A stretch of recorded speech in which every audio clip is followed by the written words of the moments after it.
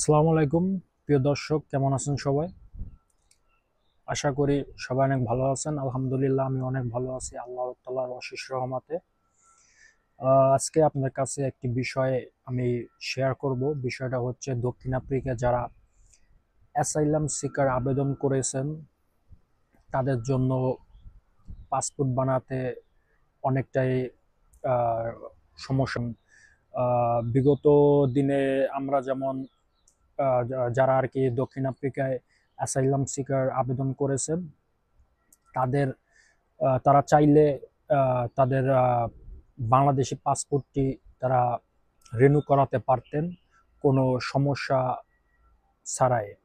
কারণ ওই সময়ে দেখা গেছে শুধু আপনার পাসপোর্ট বানাইবেন, ওই পাসপোর্টটার জাস্ট একটা কপি দিয়ে আপনি আবেদন করে আপনার পাসপোর্টটা বানাইতে পারতেন। কিন্তু বর্তমানের সময় একটা কারণে এখন আপনাদের সেই সমস্যাটা হবে, যে সমস্যাটা আপনারা বিগত দিনে ফেস করেননি কিন্তু এখন থেকে ফেস করবেন। কারণ দক্ষিণ আফ্রিকার হাই কমিশনার থেকে অলরেডি সেই ঘোষণা অলরেডি দিয়ে দিছে। তারা চাইতেছে যারা অ্যাসাইলাম সিকার দক্ষিণ আফ্রিকায় তারা পাসপোর্ট বানাইতে হইলে ফার্স্টে বাংলাদেশের পররাষ্ট্র মন্ত্রণালয় পাসপোর্ট আপনি বানাইবেন ওই বিষয়ে একটি দরখাস্ত আবেদন করতে হবে। তারপর ওই আবেদনটা যদি সাকসেসফুলি যদি আসে তাহলে আপনি দক্ষিণ আফ্রিকায় আপনার বাংলাদেশি পাসপোর্টটি রিনিউ করাতে পারবেন।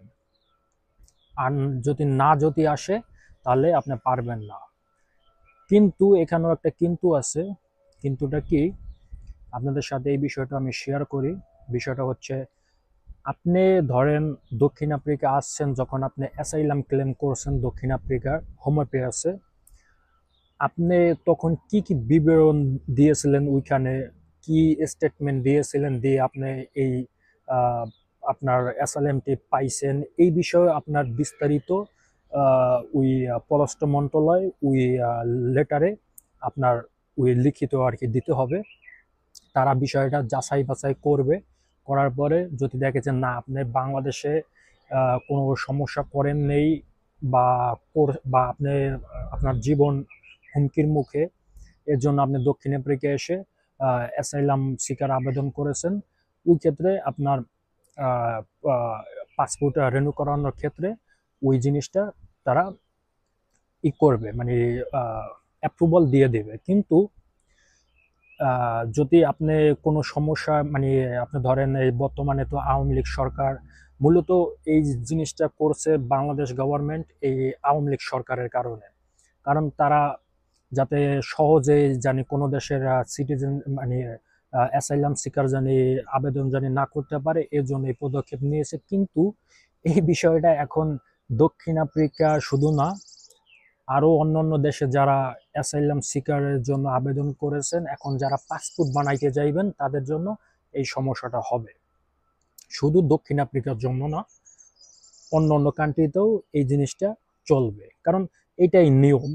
আপনি যদি দক্ষিণ আফ্রিকা বা অন্যান্য ইউরোপ কান্ট্রিতে যদি আসেন, এসে যদি আপনি অ্যাসাইলাম সিকারের জন্য যদি আবেদন করেন, তাহলে নিয়ম যেটা, যে আপনার বৈধ পাসপোর্টটি আপনি ওই ওই দেশের গভর্নমেন্টের কাছে জমা দিয়ে আপনি অ্যাসাইলাম সিকারটা নেবেন। এটা হলো যে মূল বৈধ প্রসেস। কিন্তু আমরা দক্ষিণ আফ্রিকার ক্ষেত্রে জিনিসটা দেখা গেছে, আমরা প্রবাসীরা চাই একটি ভ্যালিড পাসপোর্ট বানাইতে, হয়তো বা লাইফ পার্টনার একটি পারমিট বানাইতে চাই। ওই ক্ষেত্রে পাসপোর্টটি খুবই ইম্পর্টেন্ট। এর জন্য দক্ষিণ আফ্রিকা প্রবাসীদের জন্য অনেক বিশাল বড় একটা সমস্যা হয়ে দাঁড়াবে এখন এই বিষয়টা।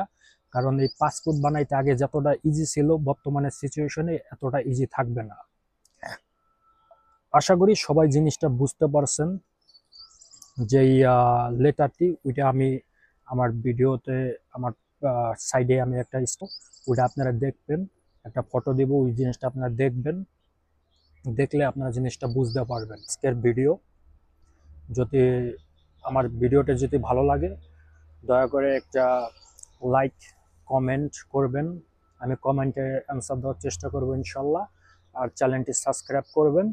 সবাইকে অসংখ্য ধন্যবাদ। আজকে এই পর্যন্তই। আল্লাহ হাফেজ।